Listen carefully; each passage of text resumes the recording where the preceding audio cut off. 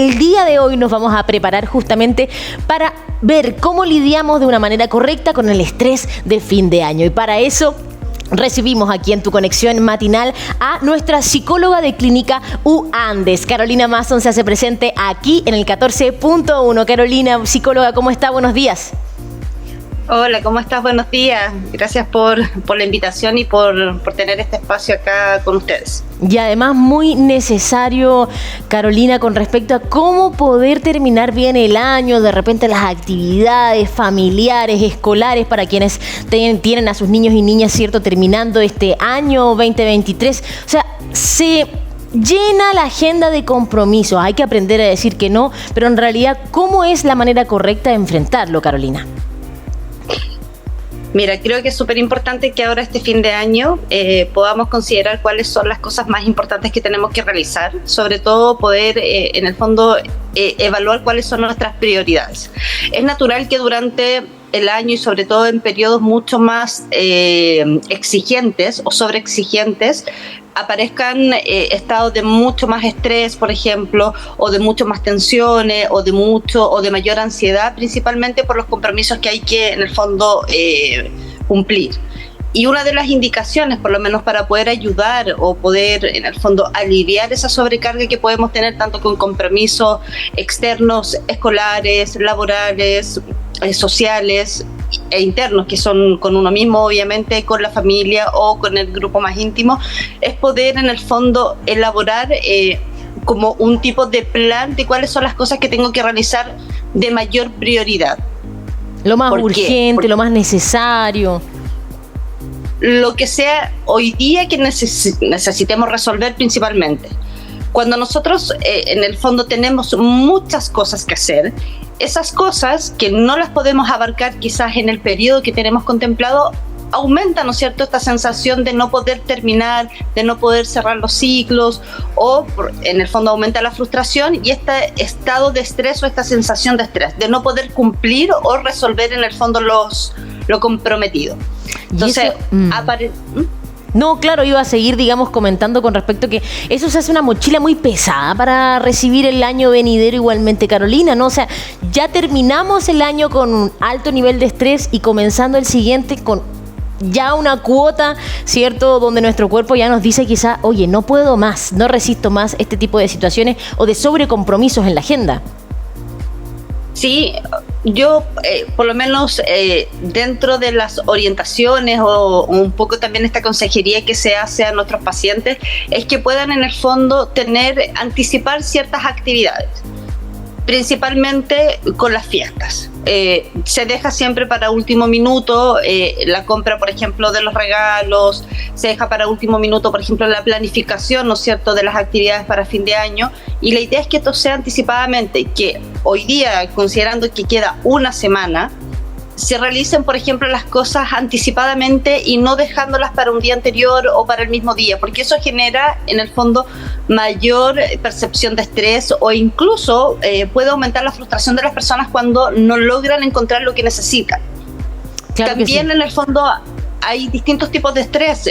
Los papás, por ejemplo, que tienen que tener cierre de colegio con los niños, graduaciones, cambios de ciclos, por ejemplo, también aparece una tensión mucho mayor porque tienen que cumplir no solamente con uno. Muchos papás tienen 2, 3 hijos, el cual en el fondo genera también el aumento de la tensión para poder cumplir con cada uno. Temas laborales, cierres de trabajo, por ejemplo, hay empresas que tienen que cerrar, por ejemplo, o que tienen que hacer un término de año, genera también que los profesionales estén mucho más estresados por el cumplimiento de los horarios, por las jornadas de mayor extensión, y eso va generando, en el fondo, que las personas sientan que no van a poder llegar tranquilamente a este cierre de año. De manera fisiológica, perdón, Carolina, de manera fisiológica, ¿cómo nos damos cuenta que estamos atravesando, digamos, un alto nivel de estrés? Porque muchas personas quizá en su diario vivir, en la rutina y con los sobrecompromisos, no se dan cuenta que están atravesando un nivel de estrés considerable. Sí, nosotros tenemos que pensar que el estrés es natural, es parte, ¿no es cierto?, de una reacción normal a nivel orgánico. Y de todas maneras, igual que la ansiedad, ¿no es cierto? Que son cosas que nos preparan para afrontar ciertas exigencias o ciertas situaciones contextuales que podamos tener. Pero sí, yo creo que es súper importante que podamos identificar ciertas reacciones, ¿no es cierto? O ciertas manifestaciones físicas, psicológicas y emocionales, principalmente cuando esto sobrepasa nuestras capacidades de reacción. ¿En qué sentido? Si yo, por ejemplo, estoy más irritable, estoy menos tolerante, estoy con alguna alteración o alguna dificultad, por ejemplo, en el dormir, cuando tengo un cambio, ¿no es cierto?, en la ingesta alimenticia, estoy comiendo más, estoy comiendo menos, cuando estoy, por ejemplo, con alguna molestia física, dolor muscular, cuando aparece, por ejemplo, alguna molestia gastrointestinal, cuando estoy con mayor molestia de cefaleas, cuando estoy con taquicardia, ¿no es cierto?, con mayor, en el fondo, con mayor sudoración. Tengo que considerar que eso puede ser sintomatología de estrés. Cuando, por ejemplo, no logro cumplir, ¿no es cierto?, los compromisos, o me sobreexijo, también puede aparecer, ¿no es cierto?, un nivel de estrés mucho más intensificado. Y qué importante, y eso, me quedo pensando con respecto a, claro, ahí ya nos nombras todas las alertas en las cuales nosotros debiésemos decir, bueno, necesito buscar ayuda, necesito conversar con alguien, que sería lo ideal, ¿no? Sí, una de las cosas que yo siempre recomiendo a mis pacientes es que cuando sientan que alguna situación, por ejemplo, no la pueden manejar, que se les escapa un poco de la resolución o del afrontamiento que podríamos tener habitualmente, es que lo puedan conversar primero con alguien para poder abrir, ¿no es cierto?, una perspectiva de cómo poder resolver cierta situación. Y tenemos que considerar también que el estrés puede aparecer por una situación, ¿no es cierto?, puntual, un acontecimiento puntual que puede en el fondo durar horas, no sé, minutos, horas, días. Pero también tenemos que pensar que hay personas que vienen con estrés, ¿no es cierto?, acumulado durante cierto periodo y que se puede gatillar, ¿no es cierto?, en estas fechas donde aparece mucho más exigencia. O fechas con mayor sensibilidad o situaciones, por ejemplo, de enfermedad o de cambios familiares, de problemáticas en distintas áreas de nuestra vida y que se puede en el fondo hoy día gatillar en este periodo, obviamente como considerando que es un cierre de año. Qué buen punto. Ahí, con respecto a los cierres y además de estas fechas que por lo general a través de la publicidad, etcétera, siempre se lleva, ¿cierto?, que sea una feliz Navidad, pero muchas personas atraviesan diferentes realidades familiares, muchas están alejadas, entonces igual lleva para muchas personas una realidad que está ligada a una angustia. ¿Cómo también poder sobrellevar ese tipo de cierre de ciclo donde hay mucho estrés y además angustia? Ahí yo creo que es súper importante poder evaluar cuáles son las cosas que yo necesito para poder afrontar estas situaciones que me generan ansiedad, angustia y estrés. Si esto, por ejemplo, no es manejable dentro, ¿no es cierto?, del espacio privado, por ejemplo, podemos manejar una situación de alto estrés al terminar, ¿no es cierto?, un trabajo solicitado, donde tenemos en el fondo que afrontar, ¿no es cierto?, una reunión, un proyecto, donde tenemos que hacer muchas cosas con la familia. Nosotros lo podemos resolver.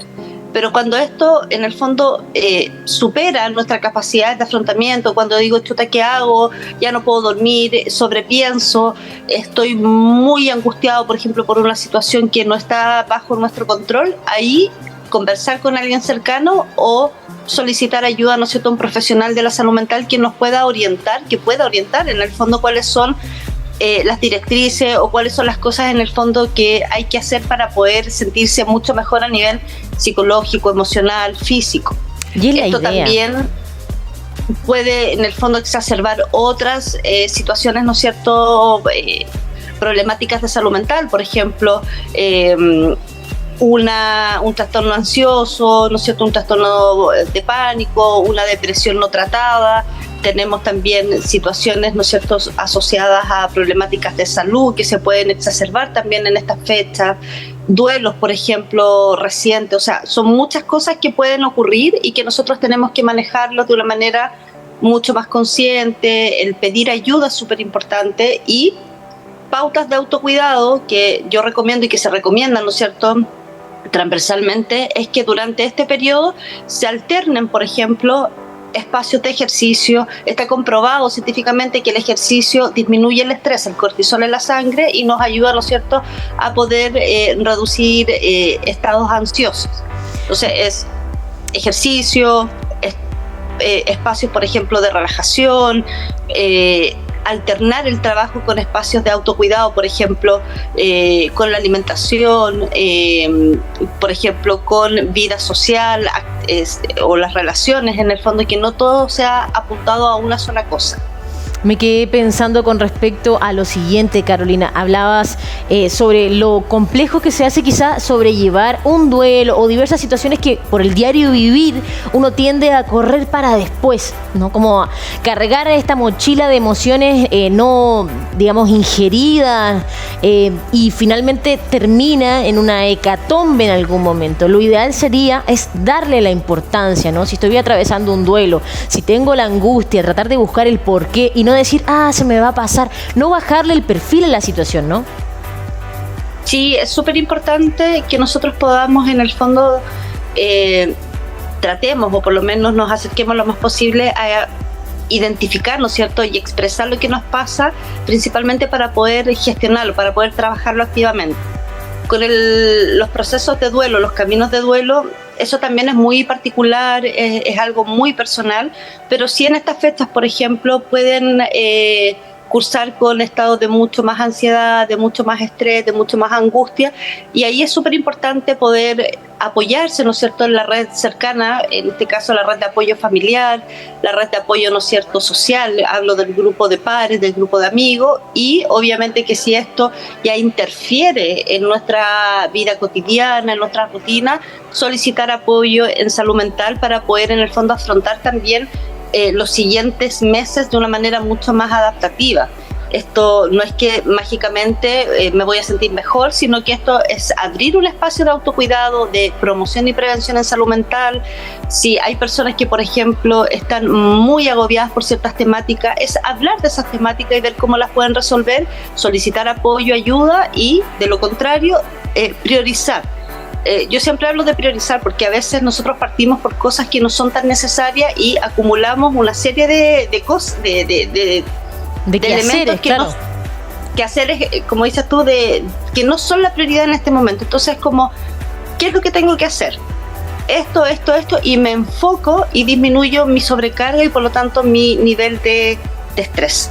Planificar mis compromisos, entonces. Y también un punto importante, quizá, Carolina, podría ser el saber decir que no, establecer límites, porque, no sé, ejemplo, mi amiguita me invitó a tal celebración, pero pucha, yo tengo esta con mi familia igualmente, voy a tratar de ir un momento a una, luego a la otra, pero a veces no da el ánimo, no dan los recursos, no es algo posible, pero nos cuesta decir no puedo, espero en una próxima ocasión poder coincidir contigo. ¿Cómo lidiar y saber poner límites?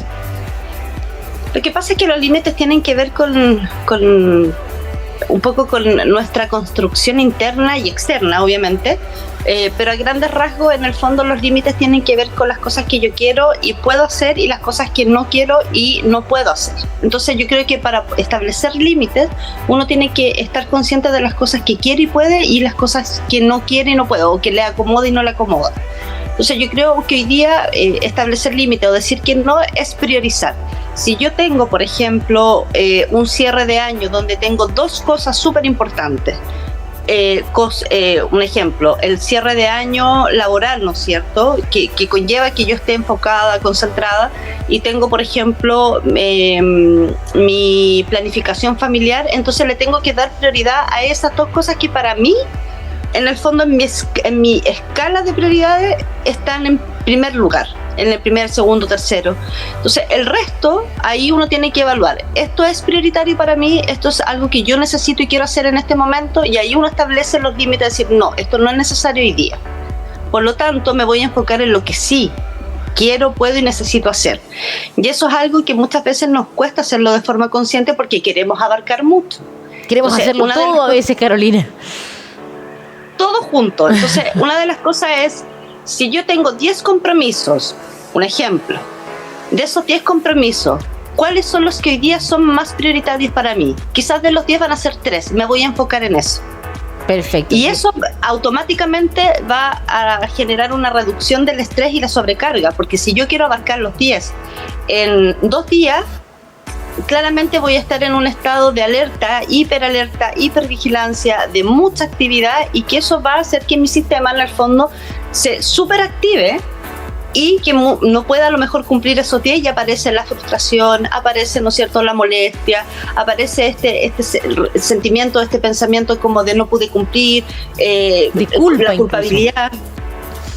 ¿Cómo puedes lidiar con ese sentimiento en particular, Carolina? Entendemos que, claro, para este cierre de año lo ideal es, desde rasgos fisiológicos, dormir las 8 horas, descansar, hacer ejercicio y mantenerse hidratado.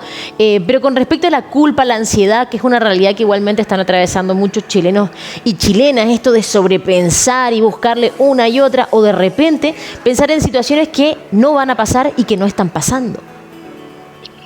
Bueno, la ansiedad se relaciona también a esto, a colocarse en escenarios muchas veces que no son parte de nuestro contexto, nuestro presente real, y aumenta, ¿no es cierto?, esta sensación de incertidumbre, de preocupación extrema, de nerviosismo.